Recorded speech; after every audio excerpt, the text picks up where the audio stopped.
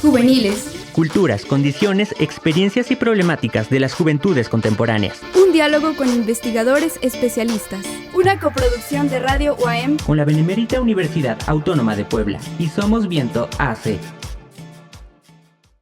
Muy buenas tardes, bienvenidos, bienvenides a Juveniles, una edición más que presentamos en Radio UAM y que en esta ocasión vamos a platicar con Enrique Pérez Reséndiz, quien es maestro en Comunicación y Política por la UAM Xochimilco y quien nos platicará sobre este interesante tema. Maestro Enrique Pérez Reséndiz, maestro en Comunicación y Política por la Universidad Autónoma Metropolitana Unidad Xochimilco, egresado de la maestría en Ciencias Sociales por la Universidad Autónoma de la Ciudad de México, licenciado en Comunicación y Cultura por la misma institución. Sus líneas de investigación giran en torno a las juventudes, políticas públicas y cultura digital. Ha participado en diferentes encuentros sobre juventudes, tecnología y participación política a nivel nacional e internacional. Miembro investigador del Seminario de Investigación en Juventud de la Universidad Nacional Autónoma de México desde el 2012. Es coordinador del Grupo de Investigación en Juventud y Cultura Digital y profesor de asignatura en la Licenciatura en Comunicación en la Universidad Autónoma de Ciudad de México.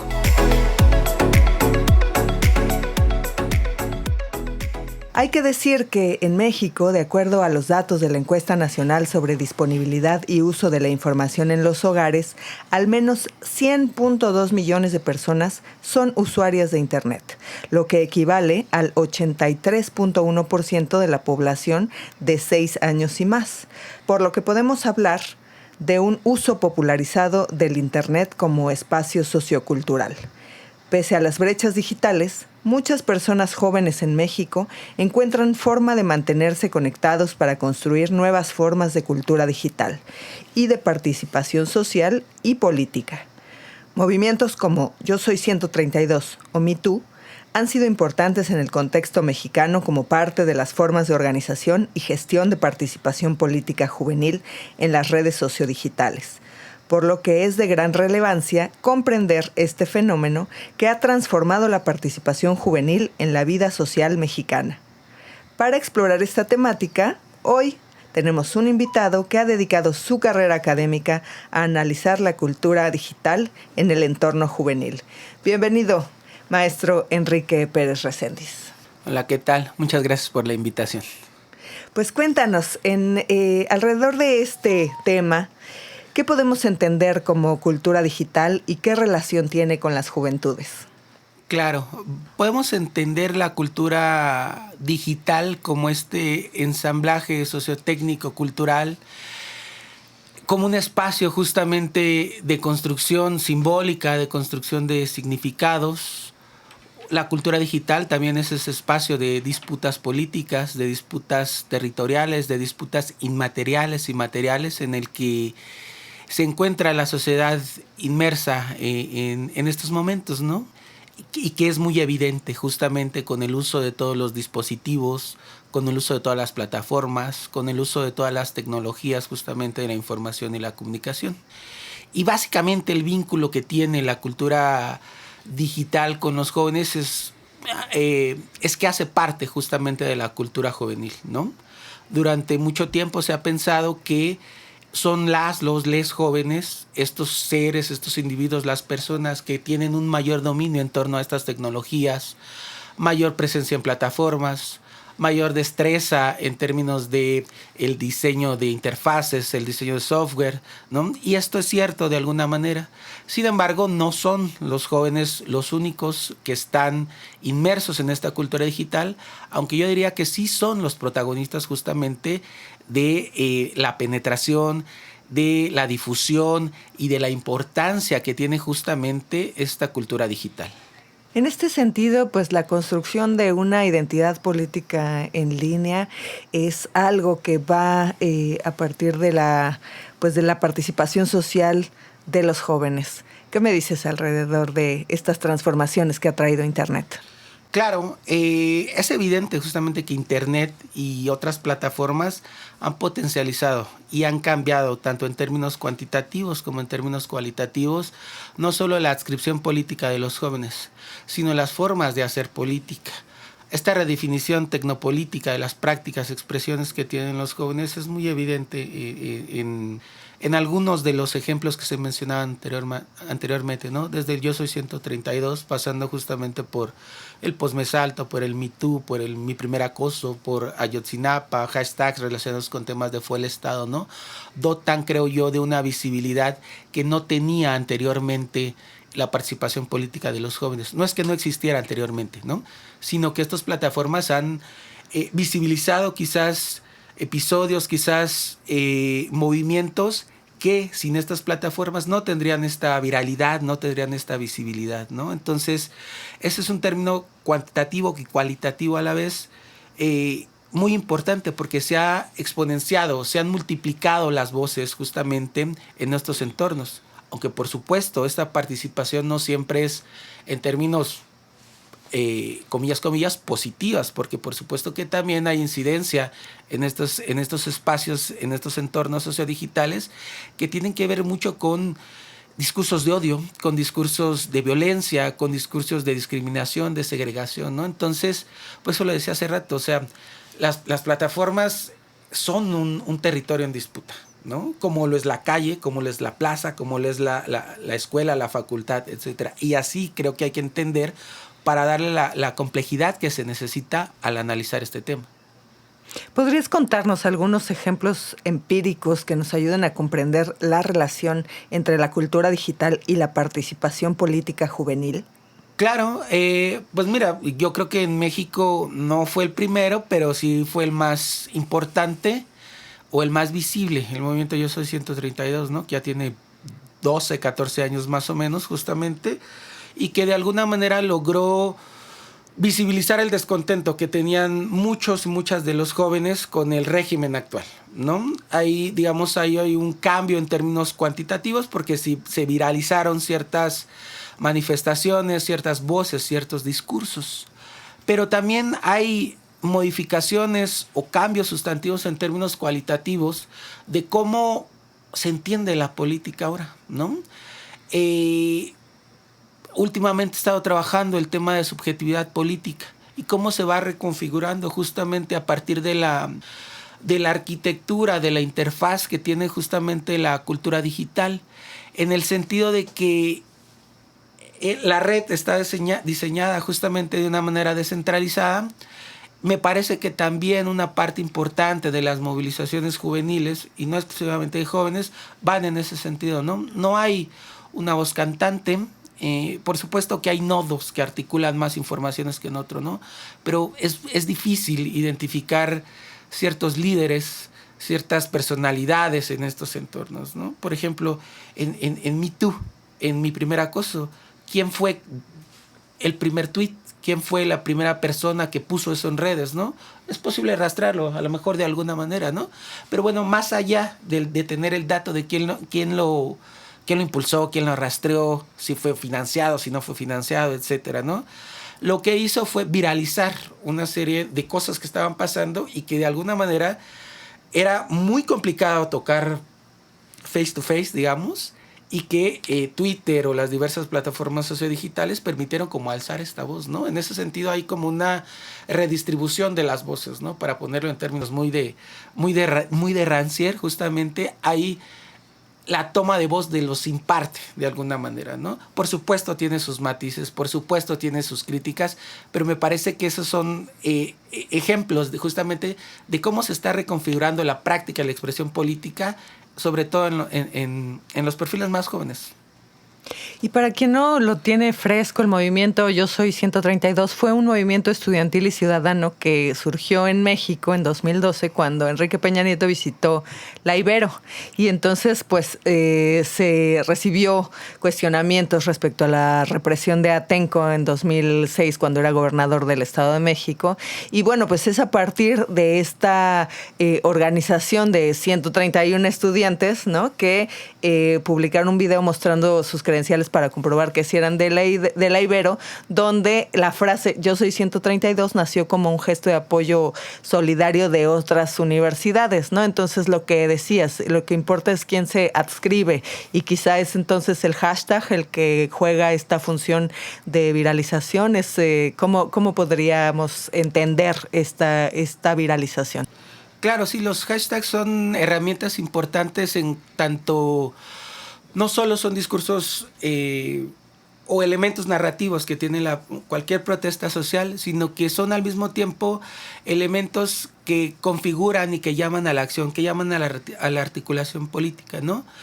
Creo también que un elemento distintivo de las movilizaciones en términos digitales y en términos de la presencialidad tiene que ver con la diversidad de perfiles de jóvenes que protestan, ¿no? Que participan políticamente. Y esta diversidad ya no está anclada a un gran metarrelato como en algún tiempo fue el marxismo, o fueron determinadas causas asociadas a los movimientos estudiantiles, a los sindicatos, ¿no? Ahora, cuando uno pregunta y ve en la calle y ve en las redes la forma de participación de los jóvenes, te das cuenta que a través de un mismo hashtag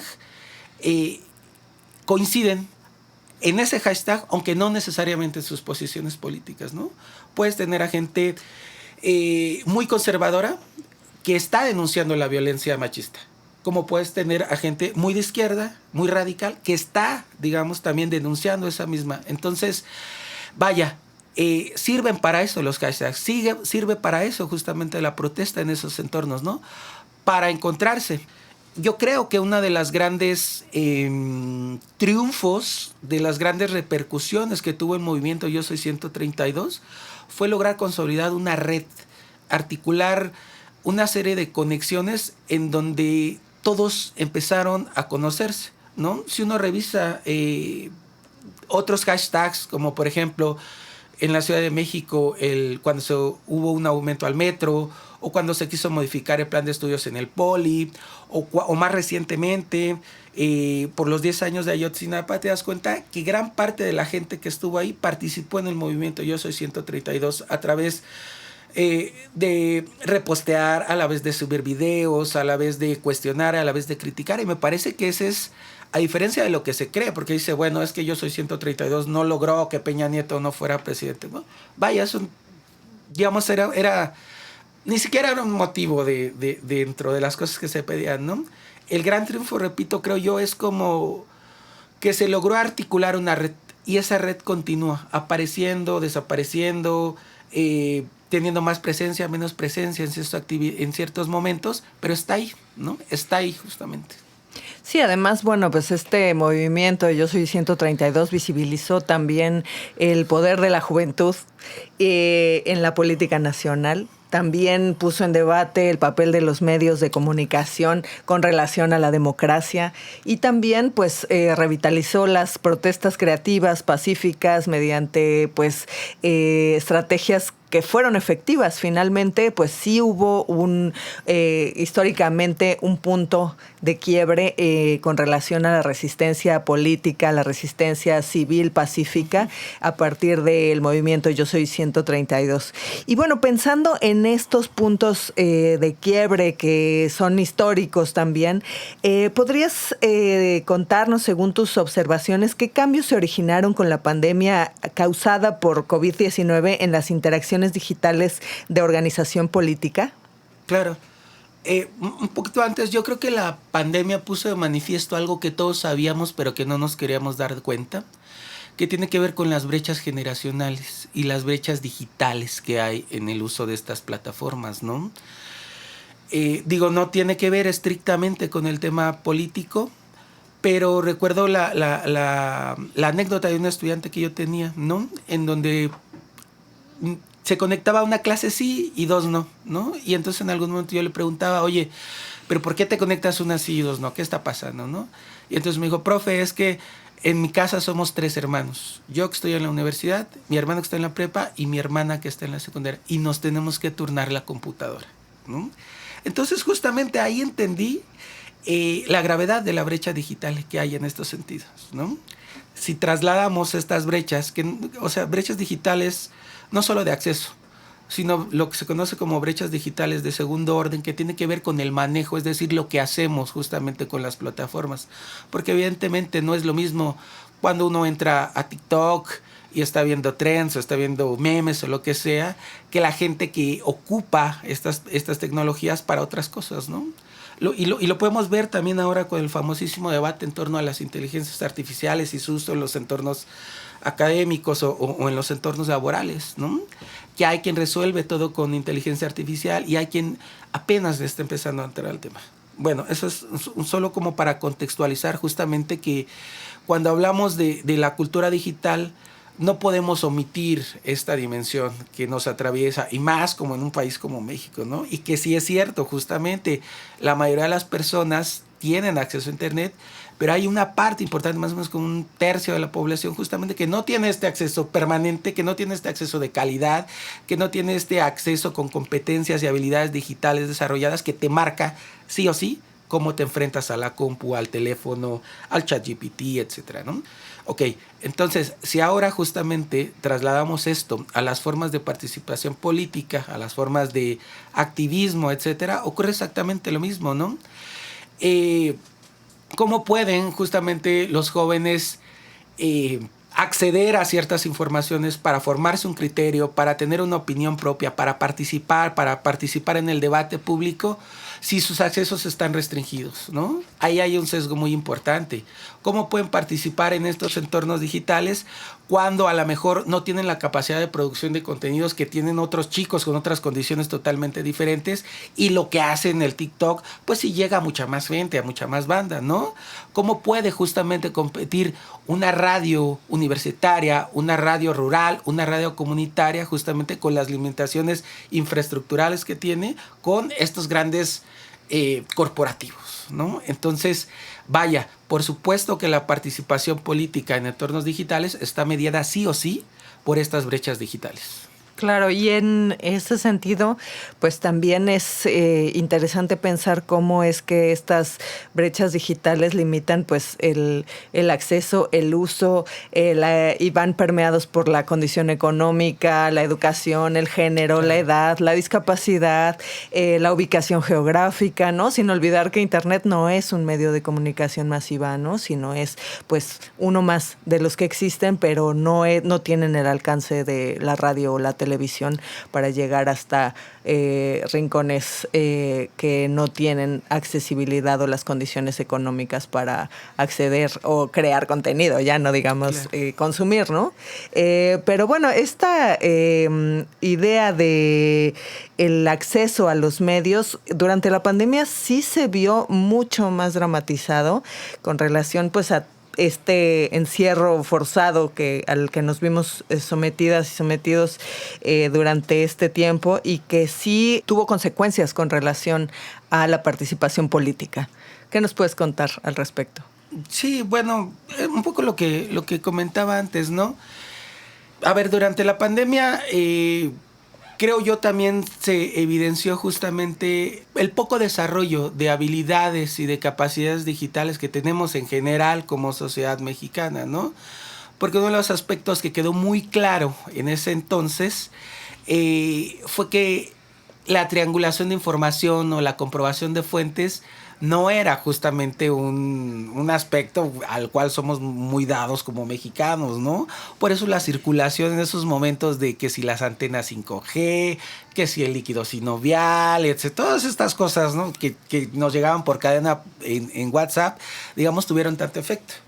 Porque uno de las carencias que tenemos justamente como sociedad mexicana es como este asunto de comprobar las fuentes, de comprobar la información, de verificar la información, ¿no? Y eso se daba no solo en los sectores, digamos, con menores escolaridades, ¿no? Sino que también pasaba en los entornos con mayores escolaridades, con mayores capitales en todo término, que se supone que no debería de pasar ahí, porque se contaba con todos los recursos, con todos los capitales justamente para poder distinguir una fake news de una información real. Sin embargo, no fue así. Entonces eso nos marca justamente como sociedad en términos de una predisposición a caer en las falsas noticias, una predisposición a a asumir que porque está en internet o porque lo dice algún influencer, pues es cierto, ¿no? Y vaya, este asunto tampoco es nuevo, ¿no? O sea, generaciones previas a nosotros, nuestros papás nos decían, bueno, pues si lo dice la tele, pues debe ser cierto. Si sale en el periódico, debe ser cierto, ¿no?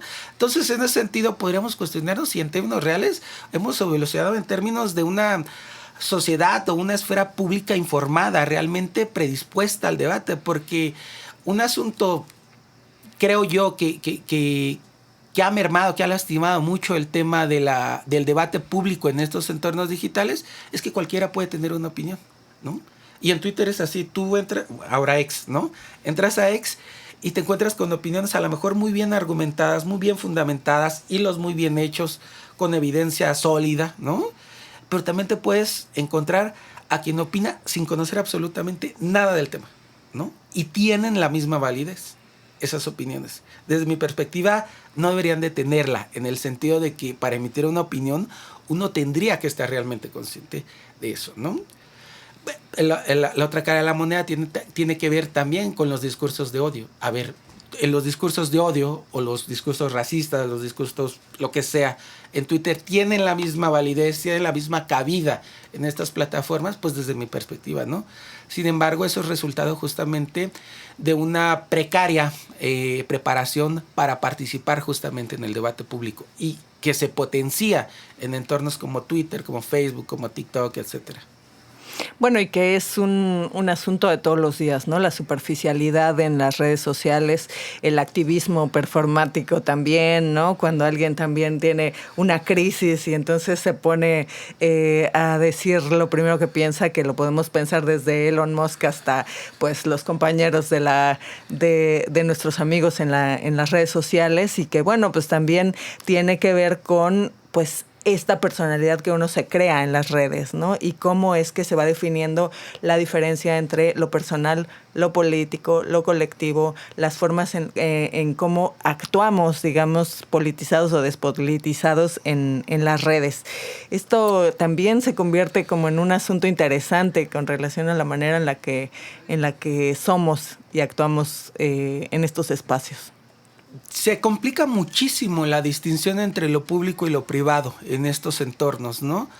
Porque, vaya, este límite que de por sí en los medios de comunicación tradicionales ya era, pues, difuso, medio grisáceo, ¿no? Entre dónde acaba la vida pública y dónde empieza la vida personal, aquí se potencia muchísimo más, ¿no?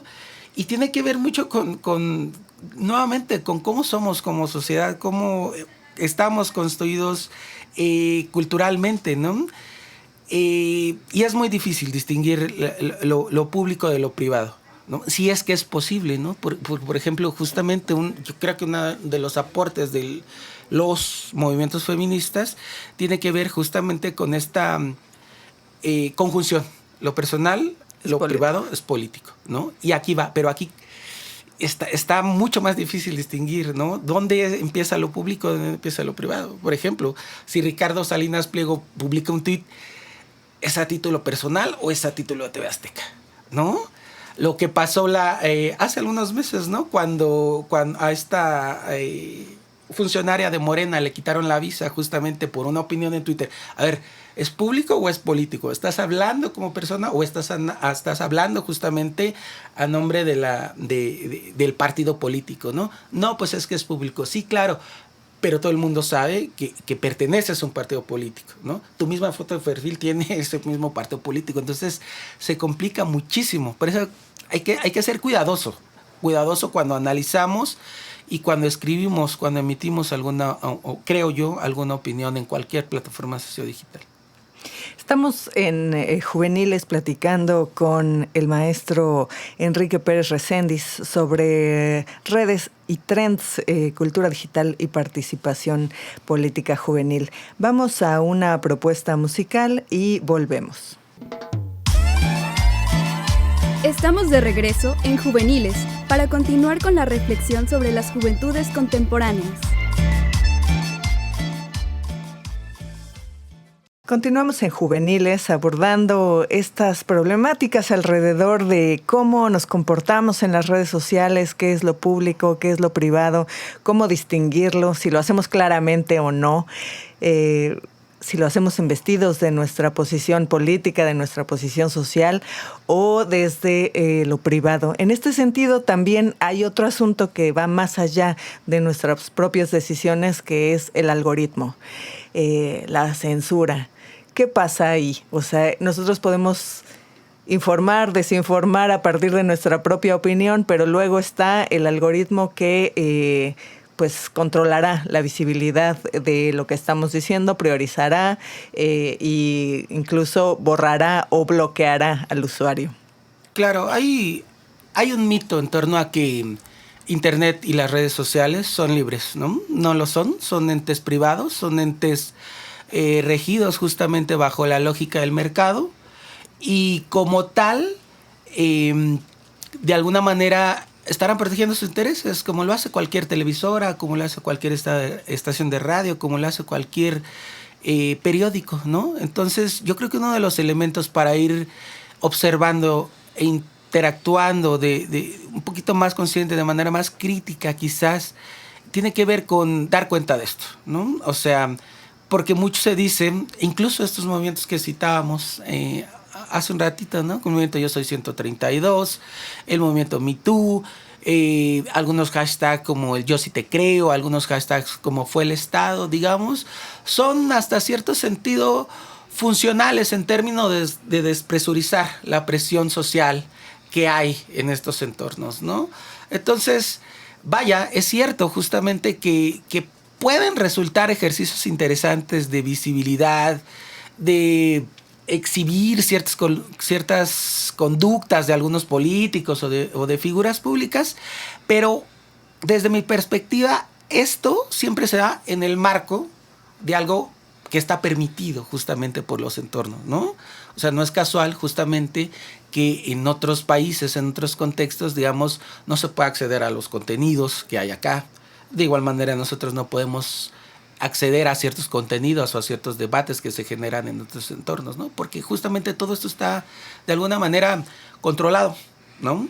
Eso desde la dimensión política. Otro asunto que pocas veces se aborda cuando se discute la cultura digital tiene que ver con su materialidad, ¿no? ¿A qué me refiero justamente con la materialidad de la cultura digital? Que justamente Internet y plataformas sociodigitales funcionan por cables, funcionan por satélites. Y esos cables y esos satélites tienen un dueño. Y si al dueño de esos cables y de esos satélites no le gusta la conversación que se está generando, fácilmente puede bajar el switch y se acabó el debate. Se acabó el debate. Hay un meme al respecto, ¿no? Que dice, está la figurita de Twitter y la figurita de Google, ¿no? Y le dice, yo tengo toda la información del mundo, Google. Y le dice, yo tengo todo el debate del mundo, ¿no? Y abajo hay un enchufe, ¿no? Que dice, sin mí no son nada. Y tiene razón el meme, ¿no? Porque si en algún momento se cancela, se cae esa infraestructura, quiero ver cómo nos comunicamos, quiero ver cómo articulamos alguna protesta por Internet, quiero ver cómo nos manifestamos o nos posicionamos, ¿no? Al respecto. Entonces, también bien importante. Y esto también afecta a periodistas y defensores de derechos humanos, ¿no? En este sentido, la participación política de las juventudes, ¿cómo se define en estos momentos? Bueno, sí, afecta por supuesto a los defensores de derechos humanos, a los activistas, que a final de cuentas son no solamente en términos de los espacios sociodigitales, sino en general quienes tienen todas las de perder, ¿no? Porque efectivamente un periodista independiente, un comunicador popular, un artista gráfico, digamos, no tendrá el peso que tiene, el peso en términos de infraestructura, el peso en términos de penetración que tiene algún gran conglomerado, ¿no? Entonces, sí estamos en desventaja, ¿no? Justamente por eso ahora el tema de la autonomía tecnológica cobra tanta relevancia. ¿Cómo es posible? La pregunta que plantea desde esta perspectiva la autonomía tecnológica es si realmente se puede aspirar a construir un Internet o entornos sociodigitales más justos en una estructura, en una infraestructura que está diseñada no solo verticalmente, sino para captar justamente los datos de los usuarios, el valor de los usuarios, etcétera, etcétera. Entonces, sí, tiene mucho que perder y tienen todas las desventajas los colectivos, los comunicadores populares frente a estas grandes empresas, frente a estas grandes Big Tech, ¿no? ¿Cómo se define ahora bien la participación política de las juventudes en estos entornos? Yo la definiría como muchísimo más emocional, ¿no? Que creo que es un asunto que no es propio de las plataformas sociodigitales, porque es cierto que ya había carteles, ya había porras, ya había marchas, ya había etcétera, con gran contenido emotivo, pero me parece que las redes sociales e internet lo han potencializado, lo han viralizado más, ¿no? O sea, el hecho de que uno puede encontrar memes, incluso de cualquier desgracia, es una muestra de eso, ¿no? O sea, ese es por un lado. Y por el otro también creo que es más homogénea, ¿no? En el sentido de lo que comentábamos anteriormente, uno puede encontrar bajo un hashtag, bajo los comentarios de un video, bajo algún reel, lo que sea, mucha diversidad en torno a lo juvenil, ¿no? Antes quienes salían a las marchas o quienes tenían más visibilidad en las marchas, los jóvenes, eran los estudiantes. Ahora esto no es del todo así, ¿no? Es cierto que los estudiantes constituyen una parte importante de algunas de las movilizaciones en internet, pero no son los únicos. Se da justamente en más estratos sociales. Y la última, creo que también tiene que ver con la adopción en términos locales de muchas luchas en términos globales, ¿no? O sea, ahora uno puede estar participando justamente o opinando, llevando algún tipo de acción lo que pasa en otro lado del mundo, ¿no? Cuestión que hace algunos años pues era imposible de saber, o por lo menos no con la rapidez que lo tenemos. Hoy nos enteramos en tiempo real de lo que está ocurriendo en Palestina, de lo que está ocurriendo en China, de lo que está ocurriendo en Corea del Norte, lo que está ocurriendo en Seattle, lo que sea, ¿no? Y es relativamente fácil tener acceso a esas informaciones y posicionarse políticamente. Anteriormente, las movilizaciones estaban muy centrados en problemas locales, muy centrados en problemas nacionales, ¿no? Y sí había algunos llamados a la acción en términos internacionales, pero en comparación con la adopción de esas luchas globales a una escala local, pues no hay comparación, ¿no? O sea, ahora estamos enterados justamente de lo que pasa en el mundo y es mucho más fácil, con todos los riesgos que implica también, opinar y posicionarse al respecto. Sí, en ese sentido también me parece que la cultura digital también entremezcla la corporalidad, ¿no? En la lucha política, es decir, pues hay veces que están haciendo un performance, pero la transmisión en redes es fundamental. También, pues esta mezcla que hay entre la afectividad y, pues lo que decías, ¿no? De la manera en la que se tratan estos asuntos en las redes, de manera que lo político, pues se mezcla también pues con estas cuestiones personales, con las luchas emocionales y con la manera en la que se percibe desde las redes.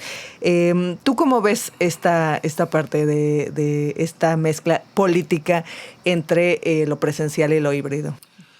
Yo creo que no solo la participación política, sino prácticamente todas nuestras actividades son on-live. On-live es un término, una categoría que me gusta utilizar porque creo que sintetiza la imposibilidad de pensar por separado lo presencial y lo digital. Decía, no solo en la parte, ¿cómo se llama? En la parte política, ¿no? Sino también en la parte económica, en la parte educativa, en la parte laboral, ¿no? Es decir, ahora, justamente como dice Edgar Gómez, las tecnologías y la cultura digital se ha convertido en una parte fundamental de nuestra vida. No porque no podamos vivir sin ella, sino porque muchas de las actividades que realizamos cotidianamente están ancladas sí o sí a algún dispositivo, a alguna plataforma, ¿no? Estudiamos en línea, trabajamos en línea, hacemos home office, transmitimos, ligamos, protestamos en línea, ¿no? Entonces, la imposibilidad de separar estos dos elementos, ¿no? Hay un ejemplo que me gusta poner mucho como para entender justamente esta dimensión de lo online, que tiene que ver con las famosísimas nenis. Las chicas justamente que trabajan a través de distintas plataformas y que entregan sus productos en el metro o en el metrobús o en alguna esquina, lo que sea, ¿no? Es imposible pensar esta dinámica de trabajo si no hay una dimensión que contemple lo presencial y lo online en el mismo sentido. Cómo se organizan en WhatsApp, en Facebook, en distintos grupos. Cómo entregan pues, de manera presencial. Y es lo mismo con cada aspecto de nuestra vida, ¿no? Trasladado al tema de la participación. Por supuesto, ¿cómo estamos participando? ¿Cómo nos enteramos de lo que está pasando? Bueno, pues es básicamente a través de estos dispositivos, ¿no? ¿Cómo convocamos a través de estos dispositivos? ¿Y qué hacemos cuando estamos en la calle, en la plaza, en la escuela, en la facultad, lo que sea? Una de las cosas que se hacen es documentar, se transmite, se invita a participar a más gente a través de hashtags, a través de que sigan la transmisión, a través de que sigan los comentarios, ¿no? Entonces ese es otro rasgo fundamental, creo, de la participación política juvenil hoy, lo online. Y bueno, a partir de lo online también es casi evidente que entonces lo que sucede en las redes transforma la realidad social. Sí, sí. Lo que sucede en estos entornos digitales, por supuesto que tiene incidencia en lo presencial y por supuesto que lo presencial también tiene incidencia justamente en lo que ocurre, en cómo se articula el debate en estos entornos sociodigitales, ¿no? Entonces, por eso yo decía hace ratito que es, desde mi perspectiva, imposible pensar estos espacios por separado, ¿no? Uh-huh. Son parte de lo mismo. También me parece curioso cómo es que parece más fácil a las juventudes hablar de política o de injusticias a través de Internet que en la vida real. ¿Por qué sucede esto? ¿Porque en un país como México te matan? ¿O porque está más a mano? ¿O por qué es que este debate surge mucho más fácil en las redes que en la vida real, tangible? Un aspecto central tiene que ver con esto que mencionas y que es lamentable, ¿no? El hecho de que en nuestro país posicionarse políticamente, opinar de algo, puede significar una desaparición, ¿no? Puede significar la muerte, ¿no? O sea, el caso de los defensores ambientalistas en Chiapas, en Oaxaca, pues evidencia esto, ¿no? Eso es por un lado. Y por el otro tiene que ver con que, no lo digo yo, así lo han dicho las encuestas de juventud desde hace ya 20, 25 años, tiene que ver con que los jóvenes, y yo creo que no solo ellos, no tienen confianza en las instituciones políticas, ¿no? O sea, ¿de qué va a servir hablar con tu diputado? ¿De qué va a servir hacer una petición al presidente municipal? No va a tener eco más allá del que te diga, bueno, sí, lo vemos y de ahí no va a pasar, ¿no? Entonces, justamente por esa desconfianza y por esa falta de credibilidad que tienen las instituciones políticas, todas sin excepción, ¿no? Es que las redes sociales, que Internet se han convertido en un terreno fértil como para amplificar estas voces, ¿no? Y muchas veces tienen más incidencia que el hecho de que tú puedas hablar con tu diputado local, ¿no? O sea, si se llega a viralizar un contenido en torno a algún bache, en torno a algún espectacular que se está cayendo, en torno a algún vecino molesto, etcétera, etcétera, es mucho más fácil que se resuelva gracias a la presión vía redes sociales que vía la intervención pública.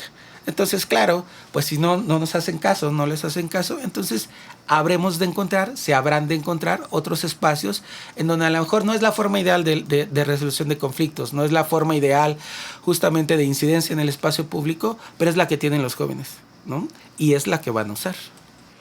¿Y tú crees que hay entonces espacios seguros digitales para los jóvenes? ¿O el hecho de que cada plataforma, como lo dijiste hace un rato, tenga un dueño que puede desconectar estos espacios, convierte a este espacio de la digitalidad en una libertad fantasiosa que no existe? Un poquito de ambas, ¿no?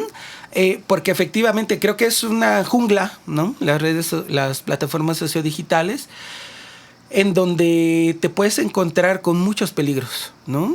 No solamente desde que te encuentres con perfiles agresivos, con discursos de odio, ¿no? Sino también que la misma arquitectura de ciertas plataformas está diseñada para extraer tus datos y tú ni te das cuenta, ¿no? O sea, cuando juegas Candy Crush o cuando haces la trivia de qué tamal eres, etcétera, muchas veces lo hacemos sin conocimiento de, chale, ¿y mis datos a dónde van a parar? ¿Y para qué se usan esos datos, no? Eso es cierto, pero también creo que hay formas, entornos, herramientas, como para hacer un poquito más segura la navegación, ¿no? Y desde mi perspectiva, si bien el software libre no es la panacea, no es la solución a los problemas que tenemos en términos de acceso y cómo navegamos, sí ofrecen herramientas como para tener mayores certezas, por ejemplo, del manejo de nuestros datos, tener mayores certezas en torno a con quién conversamos, con quiénes participamos, certezas en torno a nuestra privacidad.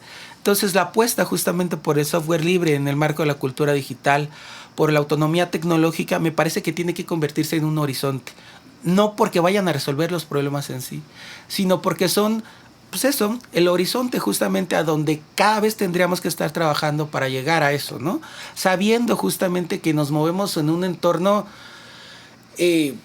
controlado, en un entorno vigilado. Pero, repito, creo que con algunas ayudas de estas herramientas podemos hacer por lo menos un poquito más segura nuestra navegación, nuestra experiencia con estas tecnologías.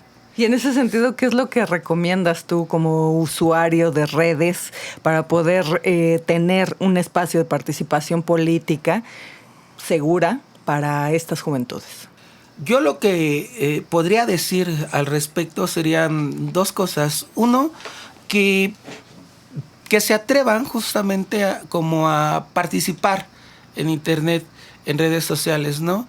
Porque uno de los aspectos más criticados en torno a esta relación entre la participación política y las redes sociodigitales tiene que ver con que no sirven de nada, ¿no? O sea, hay muchas frases, muchos memes también al respecto sobre el activismo de sofá, sobre el clicktivismo, ¿no? Y que lo usan y que es un discurso pues, tremendamente despectivo, ¿no? Eso no sirve de nada, ¿no? Y sobre todo se da, no siempre, pero se da mucho en generaciones anteriores. Eso no sirve de nada. ¿De qué te va a servir postear? ¿De qué te va a servir darle like? ¿De qué te va a servir subir un video? Bueno, me parece justamente que así como el entorno cambia, las formas y las dinámicas de participación están cambiando. Y no darle crédito, no darle la potencia, reconocer la potencia que tiene este tipo de participación es un error. El otro es justamente que se acerquen a este tipo de desarrollos que tienen un carácter de código más abierto, carácter de código de software libre, porque me parece que ahí en el trabajo colectivo, en la apuesta común para diseñar, para habitar, para navegar a otras plataformas con otras herramientas, ahí se puede encontrar un espacio justamente como para ir agrietando este refuerzo algorítmico de vigilancia y de control que tienen estas plataformas.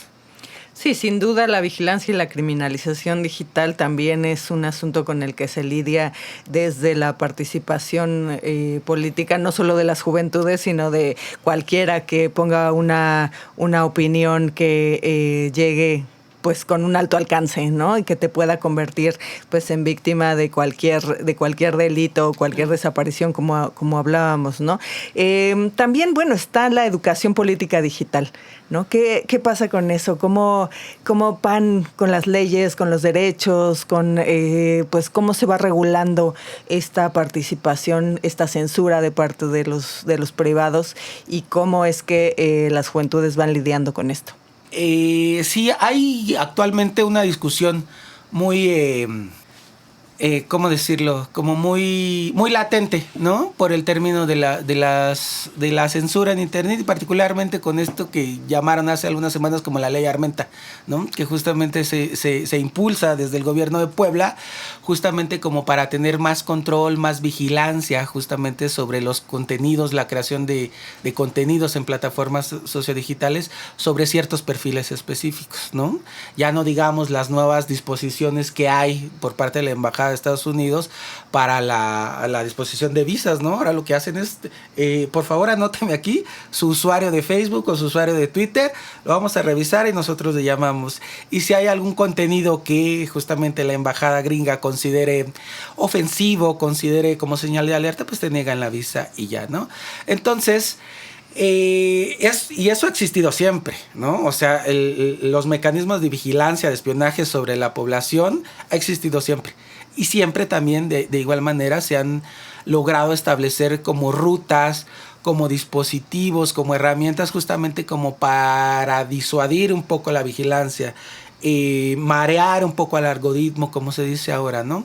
Entonces va por ese sentido. Yo creo que justamente uno de los aspectos centrales de la cultura digital, de la cual tampoco se habla mucho desafortunadamente, tiene que ver con el contubernio justamente, o con la complicidad más bien entre estos entes privados como Facebook, Twitter, Google, las Big Tech y los gobiernos, ¿no? Los gobiernos justamente hacen una legislación ad hoc para la operación de estas empresas, y estas empresas justamente lo que hacen es retribuir, a lo mejor no en términos económicos completamente, pero sí en términos justamente del control, del manejo de la vigilancia sobre sus usuarios, ¿no? Entonces va en ese sentido. Las legislaciones en México, por lo menos, son claramente desventajosas para los usuarios, ¿no? Todo es justamente a favor de estas grandes empresas, no solo en términos de capitalización, sino en términos de las prebendas que obtienen, ¿no? O sea, es curioso cómo muchas veces algunos de estas Big Tech, por ejemplo, Facebook y Google, tienen muchísimo más poder que algunos países, ¿no? Particularmente en Centroamérica, que es donde he logrado identificar algunas cosas. Y bueno, para allá va la legislación.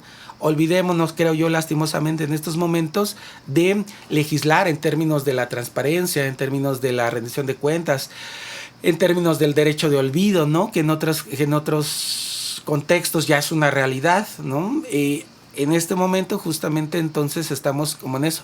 ¿Cómo lo podemos combatir? Pues justamente a través de la discusión, a través del debate, de la alfabetización tecnológica, que no solamente es saber programar, saber meterse, hacer memes, etcétera, ¿no? Sino que tiene que ver con esto que comentaba hace un momento, ¿eh? ¿Cómo puedo hacer justamente para proteger mis datos? ¿Cómo puedo hacer, o qué tipo de navegadores, qué tipo de VPNs, qué tipo de cookies tengo que bloquear justamente para que mis datos por lo menos no estén tan expuestos? Que cueste más trabajo a este algoritmo como extraerlos, ¿no? Justo por ahí va, creo yo, el debate. Y bueno, ya para finalizar esta charla que hemos tenido con el maestro Enrique Pérez Recendis en torno a cultura digital y participación política juvenil, pues me gustaría nada más cerrar con con una invitación, con una reflexión final para los jóvenes que escuchan este programa. Pues la recomendación es que lo sigan escuchando, que lo sigan compartiendo y que sigan participando, ¿no? Porque esa es justamente una de las ventajas que trae esta cultura digital. Una mayor conectividad, una mayor posibilidad de entablar diálogo con las cosas que nos interesan, ¿no? Entonces, en ese sentido, la invitación nuevamente es a que escuchen otros programas, que participen, que se involucren, que pongan en duda también lo que se ve en internet, que pongan en duda lo que se lee, lo que se observa, lo que se escucha en estos entornos digitales. Esto fue Juveniles. Yo soy Isadora Escobedo. Los esperamos en una próxima edición. Muchas gracias, maestro Enrique Pérez Recendis. Al contrario, muchas gracias por la invitación. Nos escuchamos la próxima semana en Juveniles, espacio de reflexión y análisis sobre juventudes. Una coproducción de Radio UAM con la Benemérita Universidad Autónoma de Puebla y Somos Viento AC.